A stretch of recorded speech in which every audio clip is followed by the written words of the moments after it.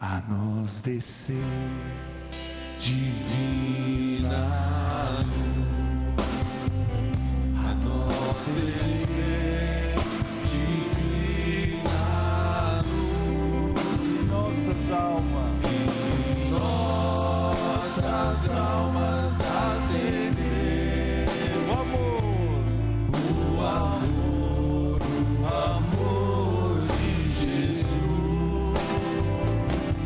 em nossas almas, acender o amor de Jesus a nós descer. Divina luz, a nós descer, divina luz, em nossas almas acender o amor de Jesus,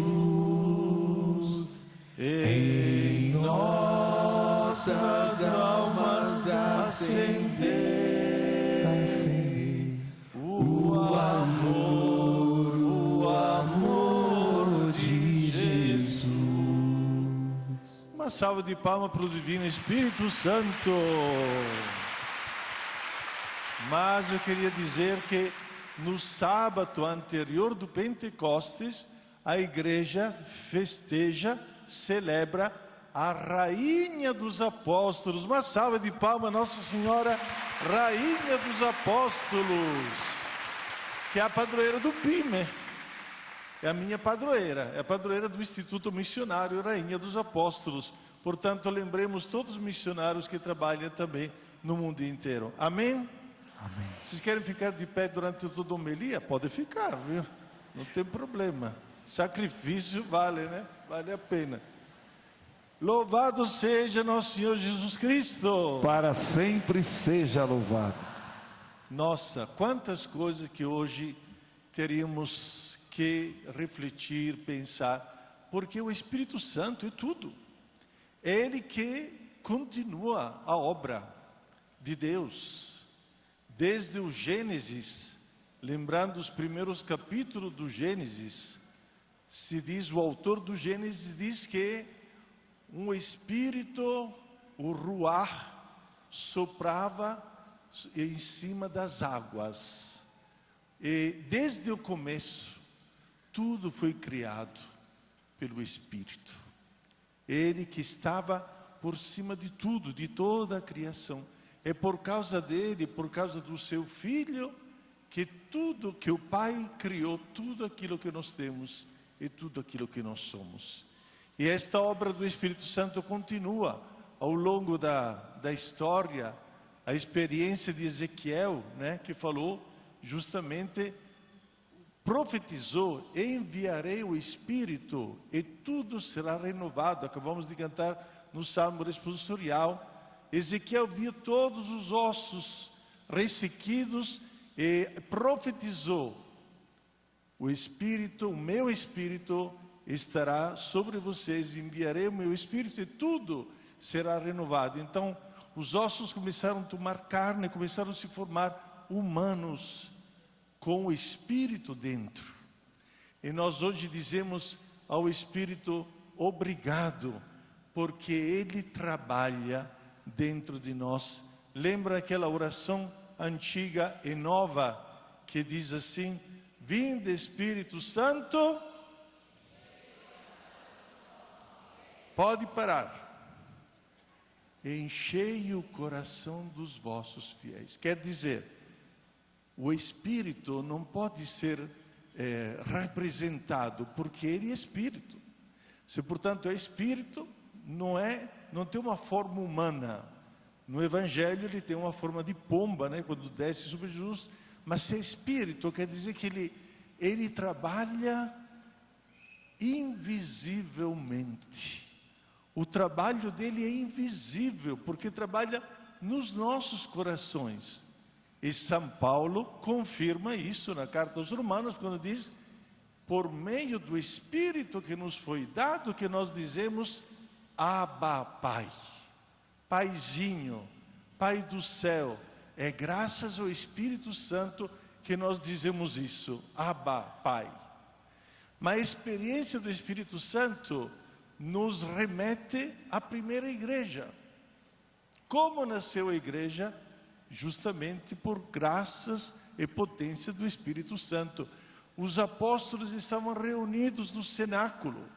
Escutamos o evangelho de hoje, mesmo evangelho que lemos na oitava da Páscoa. Os apóstolos estavam reunidos.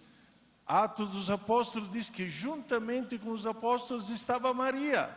Eis aqui a rainha dos apóstolos. Estava Maria, estavam rezando, esperando a vinda do Espírito. Portanto, para receber o Espírito Santo, gente, tem que rezar, tem que pedir este dom. Vinde, Espírito Santo, nós dizemos normalmente. E quando a gente diz vinde, está pedindo que o Espírito Santo venha.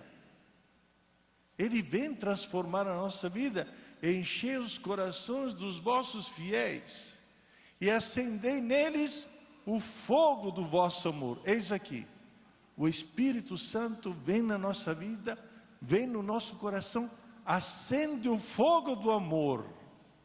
É graças a este fogo do amor que a pessoa se transforma, que a pessoa retoma uma vida nova, que a pessoa começa a viver mais em sintonia com Deus, porque o Espírito é o Espírito de santidade que está dentro de nós e nos leva à santidade.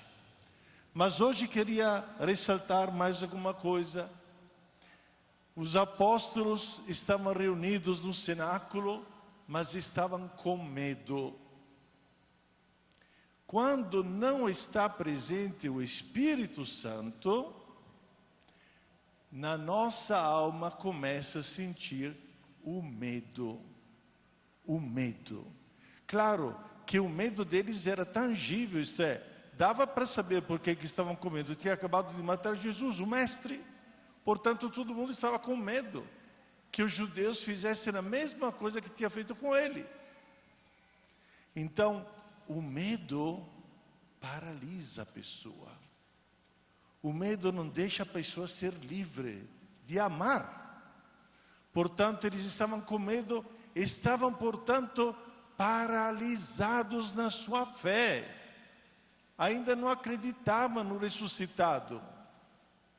Por isso que Jesus veio e 3 vezes falou aos discípulos: a paz esteja convosco. Quer dizer, não tenha medo, eu estarei convosco todos os dias até o fim dos tempos. Portanto, o Espírito Santo estava presente, o Espírito Santo veio, Jesus soprou sobre eles, diz o Evangelho de hoje, soprou. O Espírito Santo inundou aquele lugar onde estavam os apóstolos e os fortaleceu. E o que aconteceu com os apóstolos? Eles ficaram em Jerusalém? Não. Fortalecidos pelo Espírito, com a força do Espírito, eles começaram a sair. De Jerusalém foram para o mundo inteiro. O mundo até então desconhecido, aliás, até então conhecido, lógico, porque 2000 anos atrás tinha muitas nações que ainda não se conheciam. Nem se conhecia a América sequer, que nós fomos conhecidos somente do 1500 em diante, 1492 em diante. Então nem existia a América, não sabia que existisse a América. Então, mas até então, até o lugar conhecido daquela época, os apóstolos saíram. O Espírito Santo enviou. E daí em diante que nasceu a igreja. A igreja que nós temos hoje, a nossa igreja, é fundada sobre o Espírito Santo. É o Espírito Santo que fez nascer a igreja. E os apóstolos são aqueles que continuaram depois dos apóstolos, a missão que Jesus lhe confiou: ide pelo mundo inteiro e pregai o Evangelho a toda criatura. É graças à força do Espírito. É o Espírito Santo que envia. Soprou sobre eles o Espírito. Como o Pai me enviou, eu também os envio. Por que eu hoje estou aqui? Acabei de falar que fui ordenado padre em Milão. Por que estou aqui hoje? Por causa desta força. Se não tivesse o Espírito Santo, não teria tido coragem de deixar a minha família, de deixar a minha pátria, de deixar tudo aquilo que tinha construído lá 40 anos atrás. Não teria tido coragem. Mas é o Espírito Santo que impulsiona, que dá força, que envia. É Ele que envia. Hoje, a igreja toda está cheia de missionários, de pessoas que deixaram tudo para levar o Evangelho a toda criatura, como diz Jesus. Se não tivessem recebido o Espírito Santo, ninguém teria se mexido de Jerusalém. Teriam ficado todo mundo lá e teria morto todo mundo lá. Agora os apóstolos abriram os confins da igreja e do mundo e se espalharam no mundo inteiro. Quantos missionários tem no mundo inteiro que levam a palavra de Deus?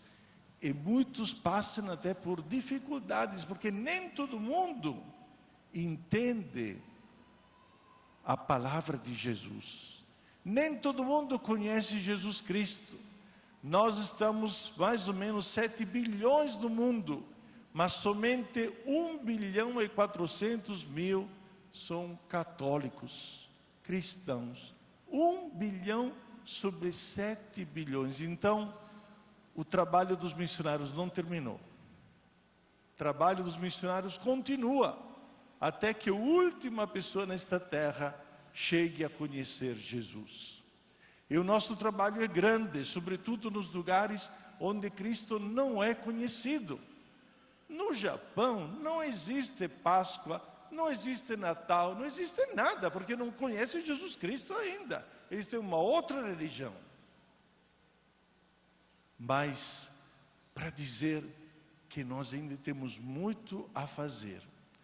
O nosso desafio, eu não sei se vocês escutaram os meios de comunicação desta semana, que dizia que os católicos aqui no Brasil diminuíram. Eu não acredito. Eu não acredito. Acho que esses repórteres nunca vieram aqui no santuário, Padre Marcelo. Com certeza. Nunca passaram por aqui, né?